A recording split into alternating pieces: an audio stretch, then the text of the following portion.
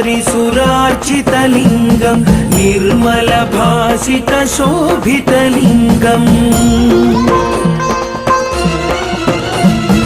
जन्मज दुःखविनाशकलिङ्गं तत्प्रणमामि सदा शिवलिङ्गं देवमुनिप्रवरार्चितलिङ्गं कामदहनकरुणाकरलिङ्गं रावणदर्पविनाशनलिङ्गं तत्प्रणमामि सदा शिवलिङ्गम् सर्वसुगन्धसुलेपितलिङ्गं बुद्धिविवर्धनकारणलिङ्गं सिद्धसुरासुरवन्दितलिङ्गम्